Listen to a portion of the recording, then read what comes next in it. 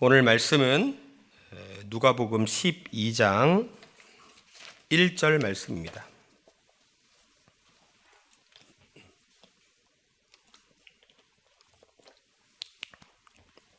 누가복음 12장 1절 말씀입니다.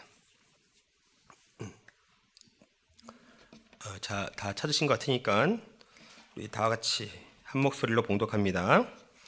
그동안에 무리 수만 명이 모여 서로 밟힐 만큼 되었더니 예수께서 먼저 제자들에게 말씀하여 이르시되 바리새인들의 누룩 곧 외식을 주의하라. 아멘.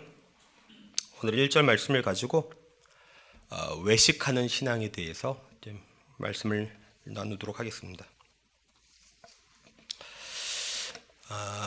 외식적인 신앙은 크게 두 가지 뿌리를 가집니다. 첫 번째는 구원받지 못했기 때문에 나타나는 외식적인 신앙입니다.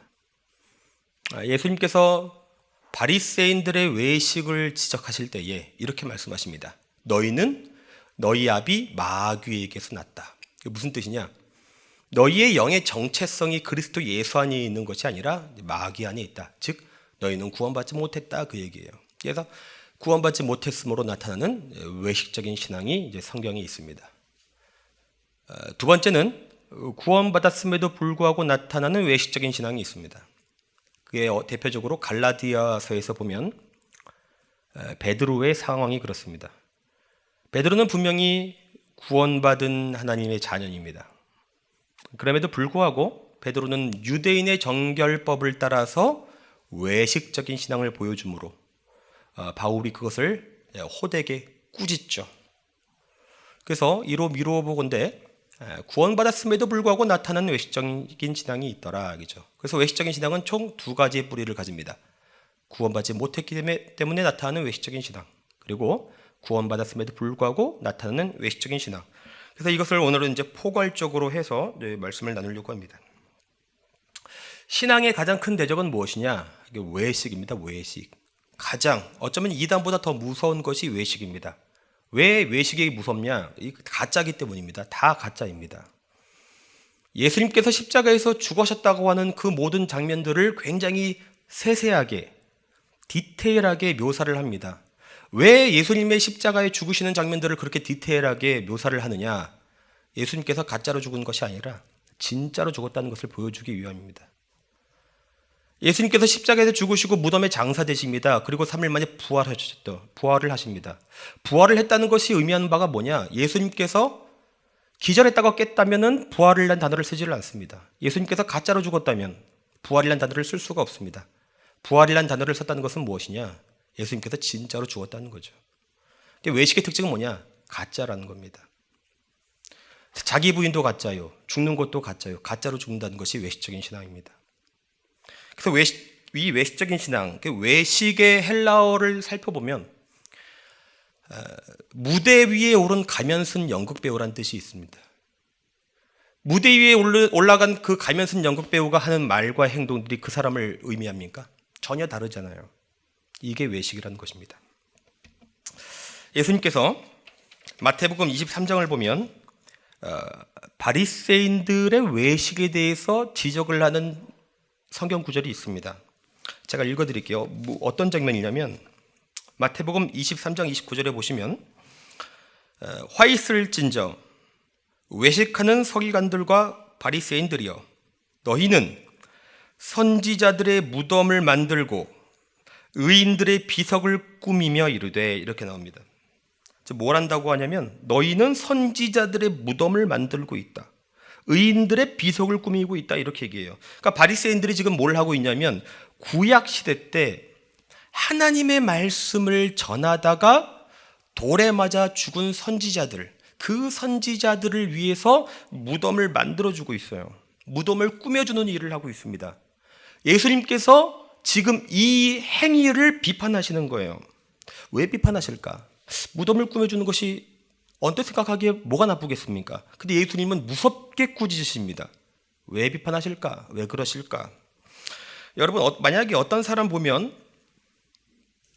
어떤 사람은 돌아가신 부모님의 무덤을 휘황찬란하게 장대하게 만드는 사람이 있습니다. 대리석을 깔아주고 화려하게 의리의리하게 만들어주는 사람이 있습니다. 여기까지만 보면 괜찮습니다. 그러나 만일 그 사람이 살아생전에 찾아뵙지도 않고 불효만 저지르다가 돌아가신 후에야 그렇게 하는 거라면 왜 그렇게 하는 것이겠습니까? 실제로는 가짜 효자면서, 실제로는 효자가 아니면서 사람들에게 나 이만큼 효자라는 거 광고하려고, 홍보하려고 그러는 거 아닙니까? 마태복음 23장에 나와 있는 이 바리새인들이 정확히 이 일을 하고 있는 거예요. 그러니까 하나님의 말씀을 전하다가 억울하게 핍박받고, 그 누구는 그죠? 예레미야인가 이사야인가는 나중에 이제 그 말미가 어떻게 되냐면 나무통에 들어가서 톱으로 켜서 죽임을 당하죠. 전승에 따르면. 그러니까 하나님의 말씀을 전하다가 억울하게 핍박받고 돌에 맞아 죽은 선지자들의 무덤을 꾸며주면서 바리새인들이 이런 말을 합니다. 마태복음 23장 30절에 나오는데, 만일 우리가 조상 때에 있었더라면 우리는 그들이 선지자의 피를 흘리는데 참여하지 아니하였으리라. 무슨 얘기냐면, 자기의 조상들은 하나님의 종들을 핍박했다. 자기의 조상들은 하나님의 종들을 죽였다. 그런데 나였으면 안 그랬다 이거예요. 나였으면 그런 잘못 안 했다.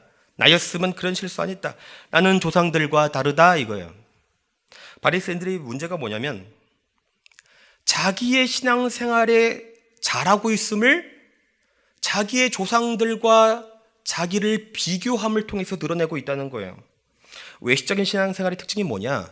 외식적인 신앙생활의 특징은 겉으로 드러나는 행위를 가지고 다른 사람과 나를 비교한다는 데 있어요. 그래서 바리새인들은 항상 그 신앙을, 여러분이 성경을 주의 깊게 읽어보십시오.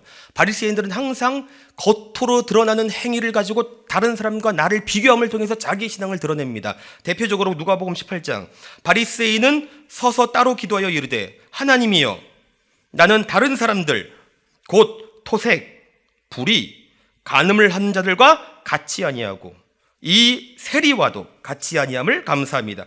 바리새인이 뭐라고 합니까? 자꾸 겉으로 드러나는 행위를 가지고 다른 사람과 비교하잖아요.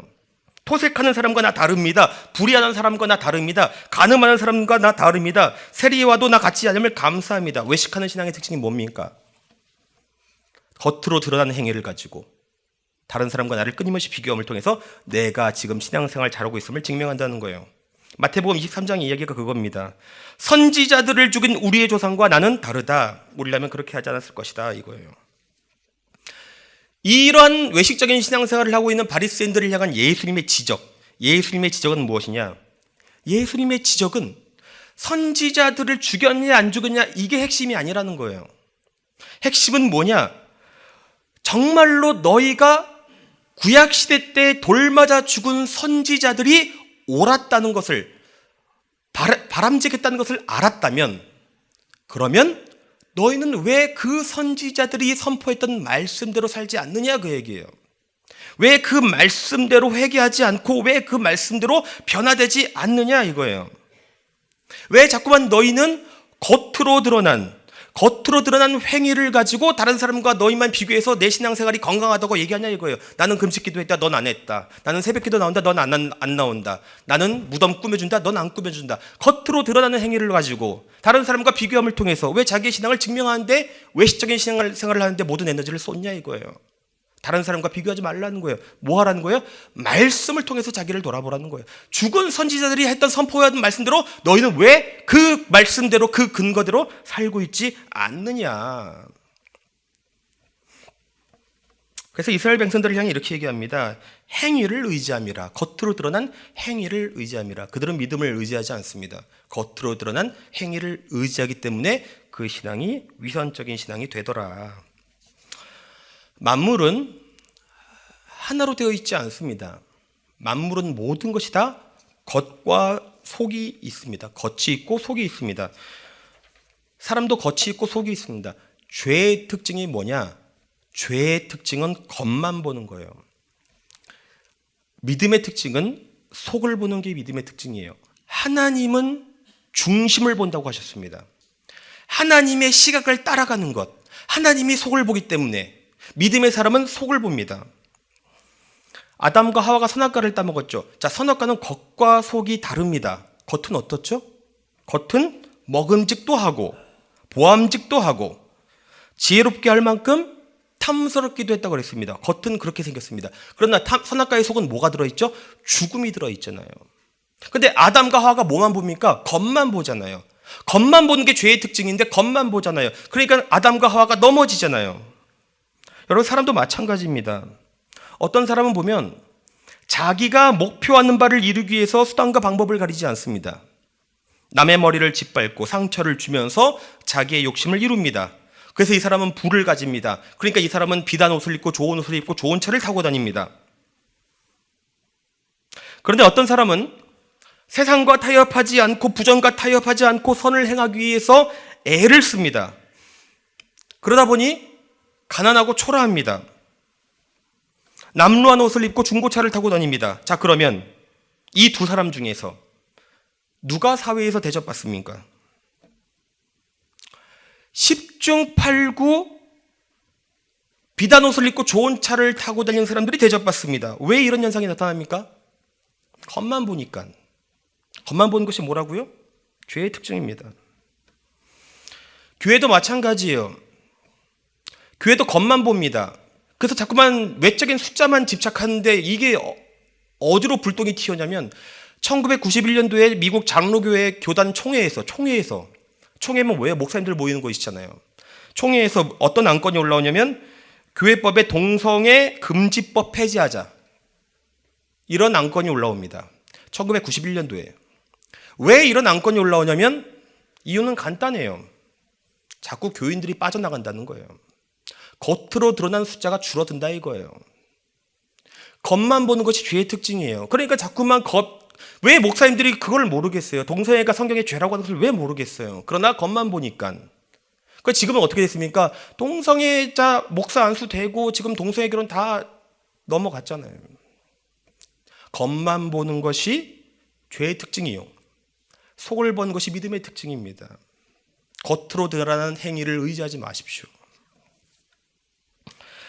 근데 많은 사람들이 겉으로 드러난 행위를 많이 의지합니다. 자기의 신앙생활에 있어서. 내가 교회에 나오고 있으니까 하나님께서 기뻐하실 것이다.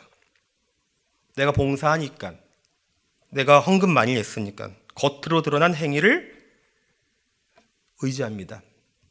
이것들이 문제가 하나가 있습니다. 겉으로 드러난 봉사 선해 보이죠. 겉으로 드러난 금식기도 선해 보이죠. 겉으로 드러난 봉사 선해 보입니다. 이게 선해 보여요. 문제가 무엇이냐면 겉으로 드러난 행위에 죄가 끼어들 수가 있다 이거예요. 여러분, 죄의 특징을 알아야 돼요. 죄를 단순하게 생각하면은 우리가 죄에 걸려 넘어집니다. 죄에 대한 깊은 고찰이 필요합니다. 여러분, 죄는요, 추한 모습으로 우리에게 다가오지 않습니다. 차라리 추한 모습으로 다가오면 감사할 일이에요. 알고 깨닫고 회개할 수 있으니까. 그러나 죄가 무서운 점은 뭐냐면 선한 모습으로 다가온다는 거예요. 광명의 천사의 모습으로 다가오기 때문에 그것이 죄인지를 깨닫지를 못하고 넘어지는 것입니다.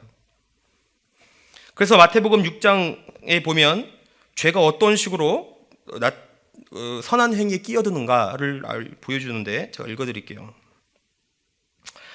사람에게 보이려고 그들 앞에서 너희의 의를 행하지 않도록 주의하라. 그리하지 아니하면 하늘에 계신 너희 아버지께 상을 받지 못하느니라. 그러므로 구제할 때에 외식하는 자가 사람에게서 영광을 받으려고 회당과 거리에서 하는 것 같이 너희 앞에 나팔을 불지 말라. 진실로 너희에게 이르노니 그들은 자기 상을 이미 받았느니라. 자, 구제에 대한 이야기를 하죠. 구제는 여러분 어떤 거죠? 선한 행위잖아요. 그런데 이 선한 일에 구제, 남을 돕는 이 선한 일에 죄가 끼어들면 어떻게 바뀌냐면, 죄가 끼어들지 않는 남을 구제라고 하는 것, 남을 돕는 일은 결국 그 끝이 하나님께 영광으로 흘러요. 그런데 문제는 내가 구제를 할 때 죄가 끼어들면 이게 방향이 틀어져 버리면서 겉모습은 똑같은데, 구제하는 건 똑같은데, 남을 돕는 일은 똑같은데 그 끝이 내 영광으로 간단 말이에요. 하나님께 영광을 하는 것이 아니라 내 영광, 나의 의, 내 칭찬으로 간단 말이에요. 선한 일을 하면서 죄를 짓게 하더라. 여러분, 금식은 선하고 아름다운 거죠. 그렇죠? 그러나 죄가 끼어들면 그 방향을 틀어버린단 말이에요. 모습은 똑같은데, 겉모습은 똑같은데 그 금식하는 방향이 어디로 틀어지냐면 나한테로 틀어지면서 내 영광이 된단 말이에요. 나는 금식기도 했다. 근데 넌 안 했다. 내 신앙생활이 더 건강하다. 설교라고 하는 것도 선한 행위죠. 근데 거기에 죄가 끼어들면 어떻게 되는가? 설교도 목사의 자기 영광으로 흐른단 말이에요. 어쩌면 내가 마음에 안 드는 성도들 설교를 빙자해가지고 비판하기도 하고, 아름답고 선한 행위, 겉으로 드러난 선한 행위에 뭐가 끼어들면 죄가 끼어든단 말이에요. 그래서 겉모습은 똑같은데 그 끝에 방향이 틀어져 버린단 말이에요. 하나님께 영광이 되는 것이 아니라 자기 영광으로. 그래서 겉으로 드러난 행위를 의지하는 것이 위선적인 신앙이 될 수밖에 없다는 것입니다. 로마서에 보면 인간 안에 죄가 있다고 얘기합니다. 제가 말씀 읽어드릴게요. 로마서 7장 17절. 이제는 그것을 행하는 자가 내가 아니요. 자, 이제는 그것을 행하는 자가 내가 아니요. 내 속에 거하는 죄니라. 내 속에 거하는 죄니라. 자, 사람 속에 뭐가 거하고 있다고 합니까? 죄가 거하더라. 그래서 우리 인간은 특징이 뭐냐면 죄가 인간을 움직일 때가 있더라. 그래서 우리가 말씀을 알죠. 말씀을 아는데도 말씀대로 왜 못 삽니까? 사람은 자기가 옳은 것을 안다고 할지라도 옳은 대로 살지를 못합니다. 때로는 죄가 나를 움직이기 때문에. 그래서 인간 안에 있는 모든가 다 죄가 있다고 얘기를 합니다. 그런데 사람 안에 있는 죄가 어떤 식으로 작동을 하는가를 알아야 돼요. 죄의 메커니즘을 알아야 돼요. 죄는 과연 어떤 식으로 움직이는가? 어떤 식으로 인간을 움직이는가? 아주 간단한 원리를 말씀드릴게요. 죄는 하나님께 영광이 되지 않는 열매를 맺을 때는 가만히 있습니다. 그러나 죄는 하나님께 진짜 영광이 되는 열매를 맺을 때까지는 죄가 작동해서 그거 못하도록 합니다. 예를 들어서 교회에 나온 것 그 자체는 하나님께 영광이 되지가 않습니다.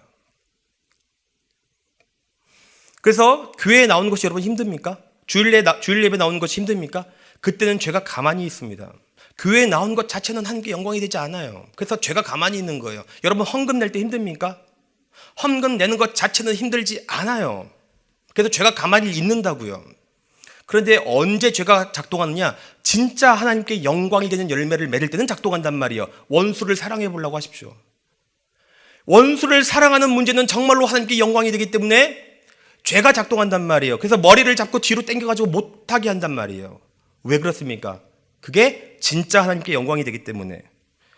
내가 교회를 위해서, 교구를 위해서, 지역을 위해서 헌신과 희생과 손해를 감당할 것인가 말 것인가를 고민할 때는, 여러분 그때는 죄가 힘을 발휘해서 여러분 못하게 합니다. 여러분 기억하십시오. 죄는요, 하나님께 열매가 되지 않는 데는 가만히 있습니다. 그러나 죄는 진짜로 하나님께 열매를 맺을 때는 그거 못하도록 합니다. 위선적인 신앙의 열매를 맺을 때는 죄는 가만히 있습니다. 그러나 구원받은 신자로서 사랑과 거룩의 열매를 맺으려고 할 때, 그때 내 속에 거하는 죄는 강력하게 발동해서 여러분을 막을 것이다. 그걸 아셔야 됩니다. 서두에서 제가 구원받지 못했기 때문에 나타나는 외식적인 신앙이 있다고 말씀을 드렸습니다. 그래서 오늘은 그 관련해서 조금만 더 얘기를 해보려고 합니다. 자, 누가복음 18장에 보시면 어떤 관리가 예수님께 어떻게 하면 구원을 얻겠습니까? 묻는 장면이 나옵니다. 제가 읽어드릴게요. 어떤 관리가 물어 이르되 선한 선생님이여 내가 무엇을 하여야 영생을 얻으리이까? 예수께서 이르시되 네가 어찌하여 나를 선하다 일컫느냐? 하나님 한 분 외에는 선한 이가 없느니라. 네가 계명을 안 하니 간음하지 말라, 살인하지 말라, 도둑질하지 말라, 거짓 증언하지 말라, 내 부모를 공경하라 하였느니라. 여짜오되 이것은 내가 어려서부터 다 지켰나이다. 이렇게 나옵니다. 자, 여기 나오는 어떤 관리가 예수님께 구원을 어떻게 받습니까? 묻죠. 이 관리는 어떤 사람이냐면 우리로 치면 쉽게 말하면 교회 다니는 불신자를 말합니다. 자, 이 교회 다니는 불신자가 하나님도 알고 말씀도 합니다. 그런데 이 교회 다니는 불신자가 뭐라고 말하는지 잘 보십시오. 예수님께서 이렇게 물으셨습니다. 예수님께서 이렇게 말씀하십니다. 네가 계명을 안 하니 간음하지 말라, 살인하지 말라, 도둑질하지 말라, 거짓 증언하지 말라, 내 부모를 공경하라 하였느니라. 이렇게 나오죠. 그러자 교회 다니는 불신자가 이렇게 말합니다. 교회 다니는 불신자가 이렇게 대답을 합니다. 주님, 제가 간음하지 말라, 살인하지 말라, 도둑질하지 말라, 이런 모든 것은 내가 어려서부터 다 지켰습니다. 이렇게 얘기해요. 여러분, 이 내용의 문제점은 무엇이냐? 간음하지 말라, 살인하지 말라, 거짓 증언하지 말라, 내 부모를 공경하라.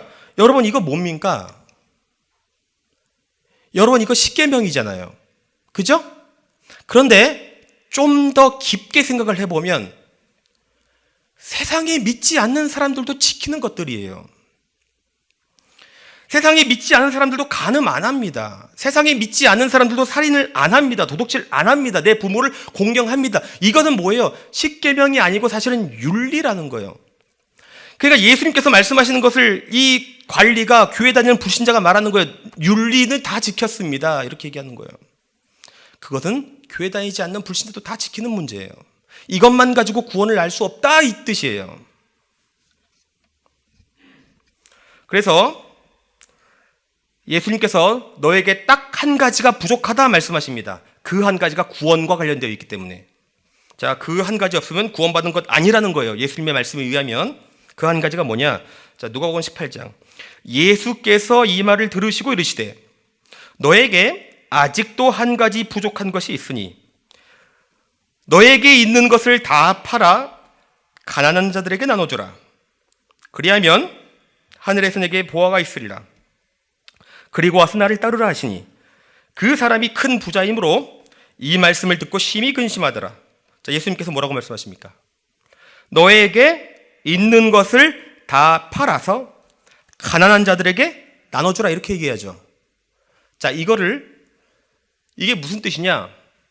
나에게 있는 것을 다 판다는 건 뭡니까? 손해보는 거잖아요. 희생이잖아요. 내게 있는 것을 다 판다는 건 헌신이잖아요. 희생이잖아요. 그죠? 그리고 그것을 가난한 자들에게 나눠주는 건 뭐죠? 사랑이잖아요. 이거 합치면 뭡니까? 희생적 사랑을 말하는 거예요. 십자가 사랑을 말하는 거예요. 자기 부인적 사랑을 말하는 거예요. 구원받은 사람의 가장 큰 특징이 뭐라고 말씀하십니까? 윤리가 아니라, 도덕이 아니라 자기 희생적 사랑이 있느냐? 이거 없으면 안 된다, 그 얘기를 하시는 겁니다. 교회 다니는 불신자는 윤리까지 지킬 수 있습니다. 도덕까지 지킬 수 있습니다. 그러나 예의와 예절까지도 지킬 수 있습니다. 그러나 십자가 사랑은 못합니다. 원수를 사랑하는 것은 못합니다. 그러므로 사랑이 없는 믿음을 진짜 믿음이라고 말하기 어려운 것입니다. 사랑이 없는 믿음은 가짜입니다. 요한일서 3장 14절에 정확히 말씀합니다. 우리는 형제를 사랑함으로 사망에서 옮겨 생명으로 들어간 줄을 알거니와. 자, 사망에서 옮겨 생명으로 들어갔다는 것이 뭐예요? 구원받았다, 그 얘기잖아요. 근데 왜, 여러분, 우리가 구원을 뭘로 받습니까? 사랑으로 받습니까? 믿음으로 받습니까? 믿음으로 받죠. 그런데 요한일서는 놀랍게도 믿음을 안 쓰고 사랑을 썼단 말이에요. 우리는 형제를 사랑함으로 사망에서 옮겨 생명으로 들어간 줄을 알거니와. 왜 믿음 대신에 사랑을 썼을까? 이 말씀이 무슨 뜻일까? 예수를 믿으면 구원 받습니다. 그죠? 예수를 믿으면 구원 받습니다. 그러나 사랑을 하지 않아도 구원받았다는 뜻은 아니라는 거예요. 진짜 믿음은 반드시 사랑의 열매가 있다는 거예요. 여러분 중에 나는 예수를 믿고 있지만 원수를 사랑하게 되지는 않던데요. 10년이 지나도 원수를 사랑하게 되지는 않던데요. 이렇게 생각하는 분이 있다면 어쩌면 그분은 정확하게 십자가의 복음으로 진짜로 믿고 있는 것이 아닐 수도 있다는 것을 아셔야 됩니다. 여러분, 구원의 확신이 있으십니까? 하나님께서 여러분들을 죄의 무덤에서 정말로 일으키셨습니까? 저는 여러분들에게 교회를 다니고 있는지를 묻고 있지 않습니다. 침례를 받았는지를 묻고 있는 것이 아닙니다. 결심 기도를 했는지를 묻고 있는 것이 아닙니다. 성경 공부를 했는지를 묻고 있는 것이 아닙니다. 봉사를 하고 있는지 11조를 하고 있는지를 묻고 있는 것이 아닙니다. 여러분은 정말로 하나님의 은혜로 여러분의 영이 예수 안에서 거듭나셨습니까? 눈물을 흘리며 진정으로 회개한 적이 있으십니까? 그래서 그 회개 때문에 삶이 바뀐 적이 있으십니까? 여러분 삶을 그리스도께 진정으로 온 마음을 다해 정성을 다해 여러분의 인생 전체를 주님께 드린 적이 있으십니까? 예수님 때문에, 말씀 때문에 세상을 등진 적이 있습니까? 우리 교회가 제일 약한 게 뭐죠? 전도 안 하죠?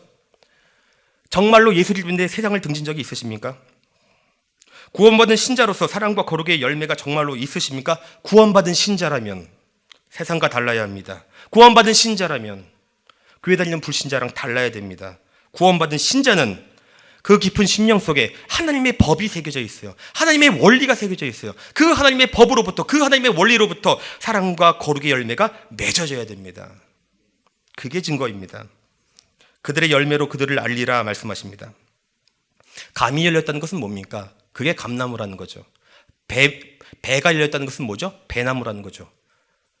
여러분, 구원받은 사람은 사랑나무여야 됩니다. 사랑나무는 뭐가 열려야 됩니까? 예수가 열려야죠. 예수가 열려야 그 나무가 예수나무가 되는 것입니다. 저는 여러분들이 오늘 말씀을 통해서 자기의 구원을 점검하시길 바라고, 그러나 열매로서 점검해 보시길 바랍니다. 그리고 구원받은 확신이 있다면 위선적인 신앙의 가짜 열매 말고 진짜 열매를 맺으시기 바랍니다. 주 안에서 사랑과 거룩의 진짜 열매를 맺어서 하나님의 상급이 있고 하나님의 마음에 합한 인생 되기를 주의 이름으로 축원합니다. 기도합니다. 하나님 아버지, 감사합니다. 오늘 말씀이 거울이 되어서 나를 돌아보기를 원합니다. 성령께서 지와 명철을 더하여 주셔서 말씀의 깊은 것을 깨닫게 하시고, 하나님께서 나를 올바르게 정직하게 내가 나를 바라보게 함으로써 우리의 혹시 굽은 길이 있다면 고든 길이 되게 하여 주시옵시고, 그 모든 길이 주 예수 그리스도께 나아가 주님께 영광이요 기쁨이요 존귀가 될 수 있도록 인도하여 주옵소서. 감사하며 예수님의 이름으로 기도합니다. 아멘. 하늘에 계신 우리 아버지여, 이름이 거룩히 여김을 받으시오며 나라가 임하시오며 뜻이 하늘에서 이루어진 것 같이 땅에서도 이루어지이다. 오늘 우리에게 일용할 양식을 주시옵고, 우리가 우리에게 죄 지은 자를 사하여 준 것 같이 우리 죄를 사하여 주시옵고, 우리를 시험에 들게 하지 마시옵고 다만 악에서 구하시옵소서. 나라와 권세와 영광이 아버지께 영원히 있사옵나이다. 아멘.